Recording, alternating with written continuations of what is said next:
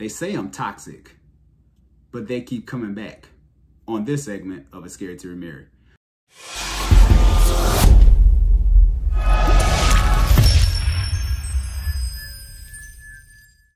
What's up, Brave Arts community? This is Sean Heineman here with another segment of A Scared to Remarry, wanting you to love fearlessly. And this question came in from one of our podcast listeners.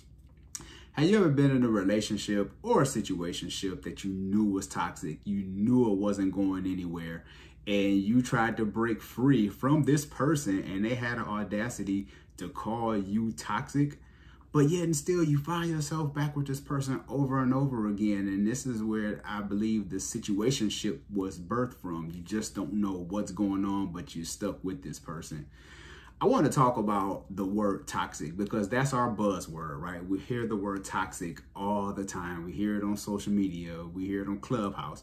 But what are the hallmark signs of a toxic relationship? You know, I like words and definitions, and I want to break this down. So according to healthline.com, they said the hallmark signs of a toxic relationship are these. And you can raise your hand or you can say amen if you fall in this category. Lack of support, toxic communication, jealousy, controlling, resentment, dishonesty, disrespect, negative financial behaviors, constant stress, ignoring your needs, lost relationships. And that's like, say you had some friends and then all of a sudden you get with this person and then it's just like me and you against the world. It's like Bonnie and Clyde and all this other stuff. You lose communication with friends and family. And then lack of self-care. You lose yourself in the process. Always worried about this other person. Hoping for change and walking on eggshells. Can you identify with any of these? If they call you toxic but keep coming back, here are 4 reasons that I came up with doing my homework. 4 core reasons why they call you toxic but they keep coming back. This is the person that calls you toxic, but here they are. They're always on your doorstep. They always sending you a text message. These people popping up out of the blue, popping up out of bushes. So let's talk about this. The 4 core reasons. Number 1 is fear of being alone. They just don't want to let you go.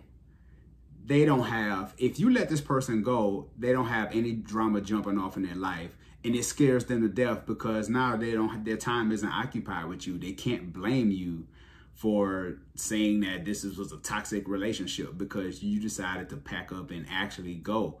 So they try to self-sabotage by keeping you around and then say that you're the problem. It's crazy, I know, but at the same time, people do this all the time. Being alone means that they can't blame anybody else for their issues, and there has to be a villain so they can keep making excuses. And I know we have all played the villain in someone else's story before, but this is a situation where they look at you as the villain and they want to keep you hostage so they can keep calling their friends and family and telling them how much of a bad person you are. Number 2 is avoidant type, and this is one of the attachment styles, the avoidant type. Let's talk about this. What is an avoidant type? They equate intimacy with the loss of independence and constantly try to minimize closeness. So they want you, but when you get close to them, they move the goalpost, right? So here it is, you try to reconcile, you try to get things together.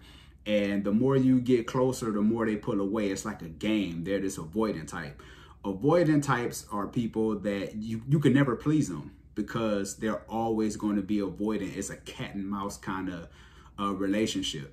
And no matter what you do, they're always moving away from you. So you need to know if this person is an avoidant type, because if that's the case, you really want to move as fast as you can because you will not win that one. Now, the last one is a controversial one, but I believe is a very common one that people talk about. It's kind of a Christianese term, but let's talk about it. The sex was bomb. Good sex, soul ties. Now, let's talk about the term soul ties. I want to break this down because I think sometimes people don't understand what the soul is. And when I talk about good sex, you know, we're going to talk about that later. Let's talk about soul first. Now, the soul is, and I got this from the book, The Other Side of Rejection by Joshua Smith. Great book. I suggest you read it. It's called The Other Side of Rejection by Joshua Smith. You can knock this book out in a day. He says your mind, your heart, will, emotions, intellect, appetite, personality, and belief systems. It is shaped by life. Experiences includes trauma, influences, and by your upbringing and culture. So basically, that's what your soul is. It is basically the seat of your emotion. It's these experiences. So this person who is calling you toxic, they're a part of your experience. So that's why I believe in the whole soul tie thing, because this person, y'all have a connection. Y'all are knitted together. Now, of course, people, you know, my belief is the soul ties, you become one with this person. You know, it's more of a biblical, the term isn't biblical, but I can understand where they're coming from when they're saying soul ties, about the two becoming one. And if a man sleep with a prostitute, these kind of things. So these people, the sex is so good, they do the freakiest things to you to make sure that you stick around, because they don't want to lose you. They doing all kind of stuff to blow your mind. And then as soon as you try to move on, they'll text you like, what are you doing? You know, or if they haven't heard from you in a couple of days, they'll text you, hey, what you doing? Or, you know, they'll send you the eggplant emoji or the squirting water emoji, right? Because all of a sudden that comes on in your head like, oh, shoot, they want to do some more freaky stuff. But they use that as a tool to keep you trapped. So these are some things that you need to pay attention to in these 4 types. And if you find that in this person and they calling you toxic, you need to get out as soon as possible.